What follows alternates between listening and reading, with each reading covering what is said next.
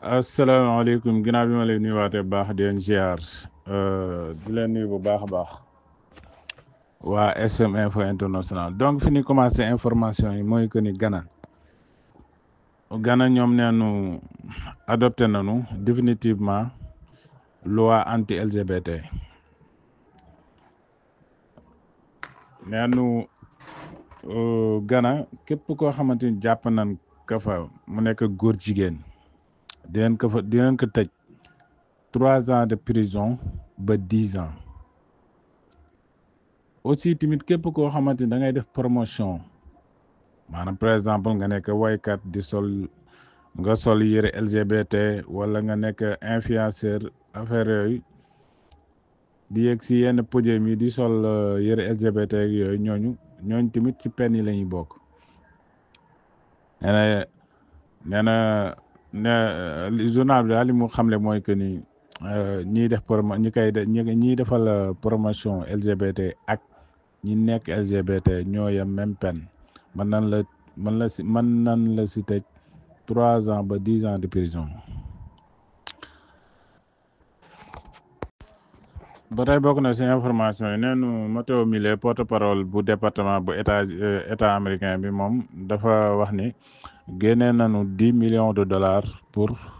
jox ko maanaam pour dimbalee que ñi doon chef de opération militaire biir Syrie ñu naan ko Ahmed al Zahra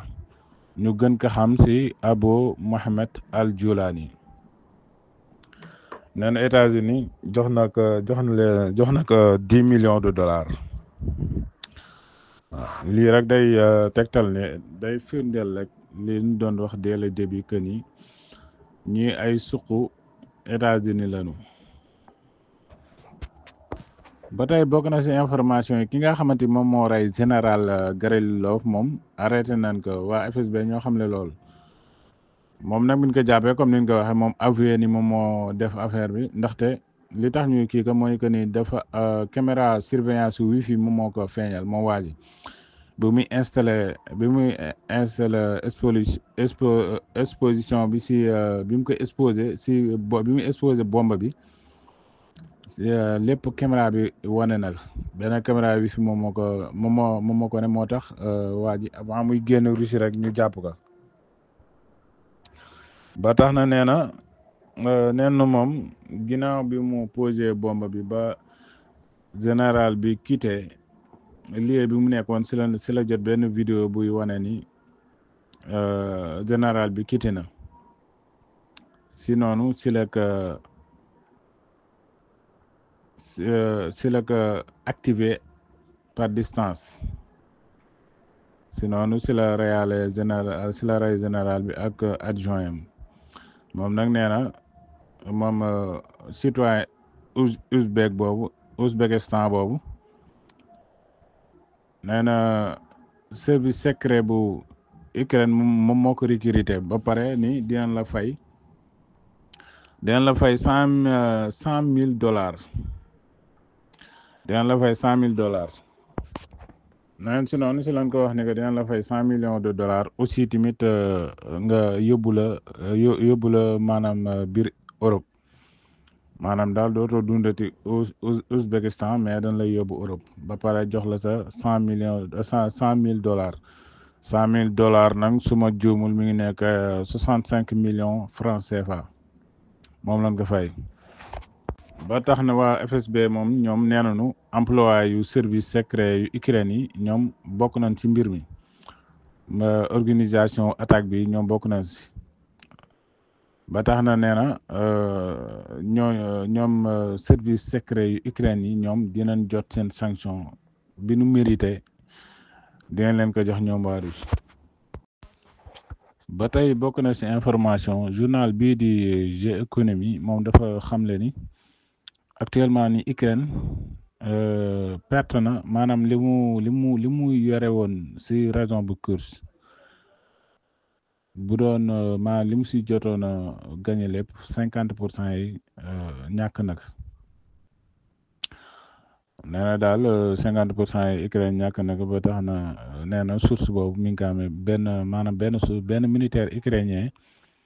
source benn militaire ukrainien moom moo ko moom moo leen ko xamal que ni daal Ukraine bu fekkoon ni 100% amoon na ko li mu ko jotoon a gagné 50% yi ñàkk na ko si région bu Kursk.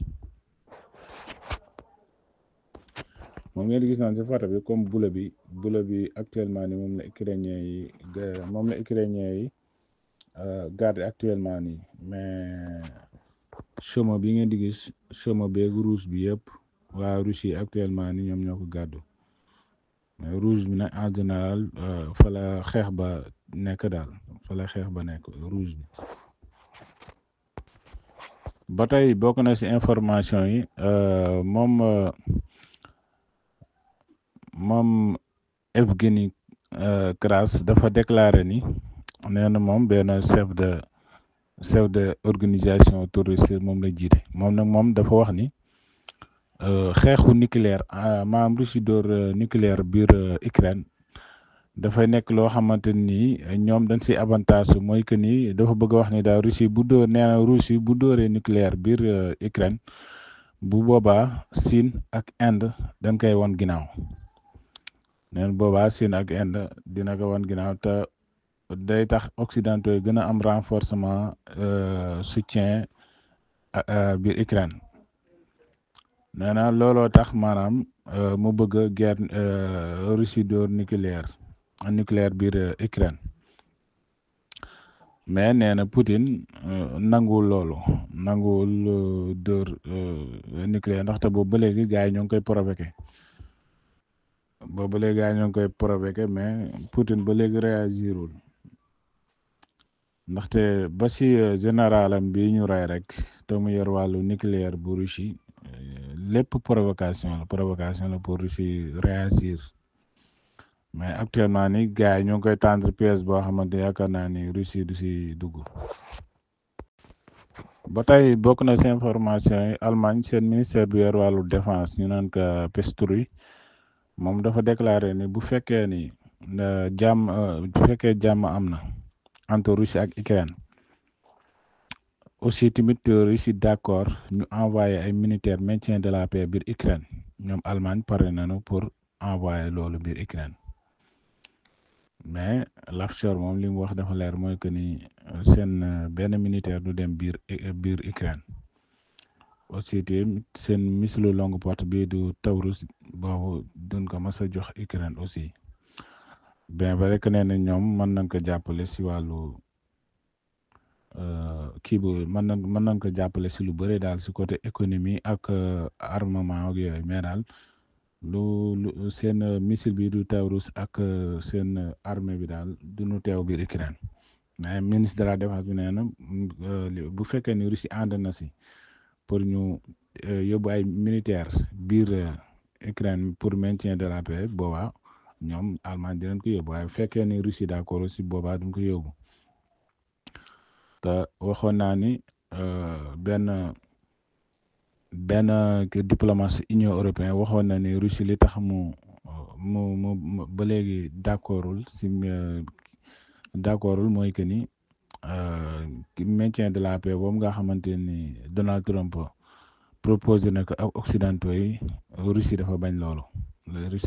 moo tax boobu ba léegi jàmm mënagul am. ba tey bokk na si information yi moom Medvedev te mu jiite sécurité bu Russie moom dafa xamle ni mi ngi leen di waatal ni ñoom dinañ venger wu ci seen général bi nga xamante ni rey nañ ko moom Medvedev loolu xamle nee na actuellement ni dirigeant politique ak militaire yu Ukraine ñi ñoom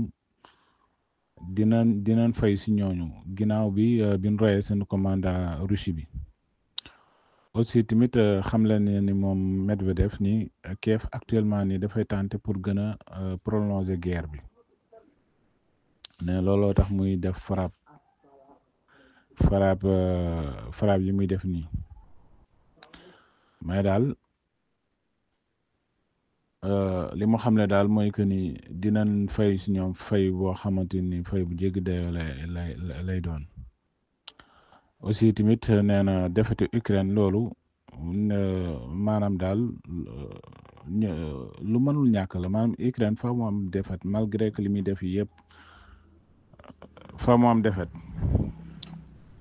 mais nag actuellement nii li mu bëgg mooy que ni prolonger guerre bi ndaxte ku nekk xam na ni Russie am na bu jëlee yenn étape yi bu boobaa occidentaux yi ñoom tamit dañuy jëlaat di yéegaat beneen étape mais looloo tax mu wax looloo tax mu xamle ni dafa Ukraine dafa bëgg a prolonger guerre bi ndaxte Russie bu utiliser leneen bu boobaa gars yi dinañ gën a déterminé wu pour jàppale leen te bu boobaa guerre bi dafay gën a prolonger bien vrai que actuellement ni am nañu commencé toqi ba tey bokk na si information yi neenu Chine actuellement ni dafa interdit exportation yu minéraux yi biir États-Unis benn ressource bu naan benn ressource bu ñuy wax minéraux moom Chine la daan jóge di dem États-Unis te neen lu ëpp moom lañ daan utiliser pour di si defar ay armes américains yi ba tax na journal bii di Sud-Chine Morning Post dafa wax ni nee na société renseignement yu défense yu govini ñoom lu si ëpp dañuy soxla produit boobu ba tax na aussi tamit neen société yooyu lu tollook 20,000 pièces NVIDIA yi ni utiliser ñoom waa Pentagone ak seen garde-côte américain yi ñoom si ressource boobu lan koy defaree ba tax na actuellement ni ministère u chinois bu yor wàllu commerce moom moo xamle lool ni ressource boobu nga xamante ni dañ ko daan yóbbu États-Unis daan si defar arme ak yooyu dañ ko interdit pour ñu koy yóbbu biir États-Unis ku nekk xam na ne actuellement ni gars yi ñoo ngi seen guerre commerciale bi commencé nañ ko ba tax na neen ressource boobu bokk na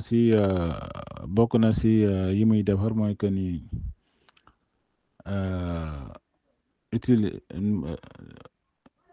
nee na bal ak câble moom lay kii bi ressource boobu naa defar bal dinañ si defar ay câble aussi tamit dinañ si defar nucléaire ak dinañ si defar tamit lunette ak vision doctrine aussi tamit ne ressource boobu même batterie da ngay defar ak véhicule électronique da ngay defar léegi nag comme ni ma ko waxee ministre de ko bi yor wàllu commerce bu Chine nee na désormais ressource boobu bu ko kenn interdit nañu kenn di ko jël di ko yóbbu biir États-Unis ba tey bokk na si information yi neen Donald Trump dafa déclaré ni moom invité wul Zelensky si investir janvier mais aussi tamit maanaam moom li tax invité wul Zelensky mooy que ni bëggul maanaam ñun kii fii la far comme moom dafay jubóole bëggul invité kii bàyyi kii ndaxte ku nekk xam na ni Vladimir Poutine dañ ko teg mandat d'arrêt international ba tax na neen actuellement nii li tax mu def loolu mooy que ni dafa bëgg waxtaan ak ñoom ñaar pour ñu mën a régler conflit Ukraine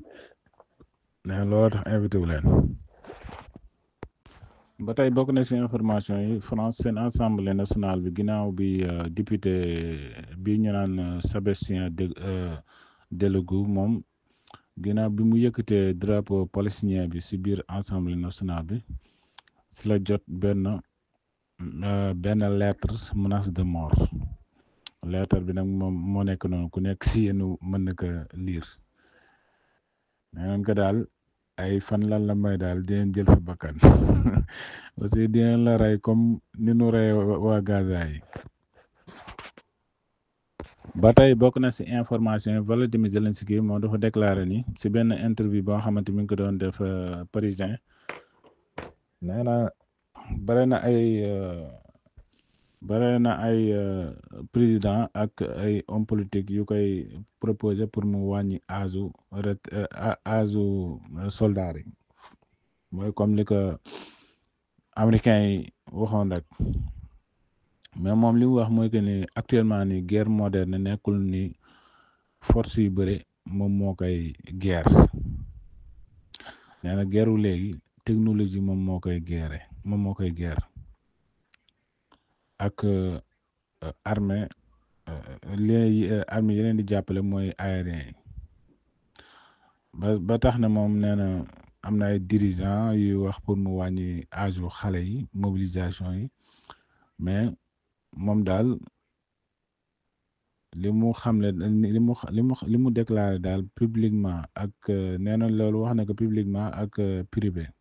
maanaam ñi koy doon proposé yooyu ba tax na ne actuellement ni guerre li koy guerre léegi mooy que ni drone ak armée ak artillerie ak arme longue porte nee na daal loolu moom mooy guerre léegi mais nekkul ni ay nit ñu bare moom mooy tax nga gañe guerre ba tax na nee na lu mën a maanaam lu mën a nekk la pour gën a yokku si wàllu technologie ak arme ak nee na sans défense aérien man nu am capacité pour di avancer loolu dafay nekk loo xamante lu impossible la maanaam amuñu défense ba pare bëgg avancer ne loolu mënu nekk loolu lu impossible la nee na daal il fallait que ñu am défense mën a attaquer seen position noonu yi nee na pour moom pour moom ñu sauver viwu xale yi loolu priorité la ndaxte nee na comme ni mu ko waxee rek nee na guerre moderne actuellement nii ay bataille ak renseignement ak technologie waaw xam naa mbokk yi foofu laa koy jeexale di leen wax ne jàmm ak jàmm ba suba ak jàmm incha allah.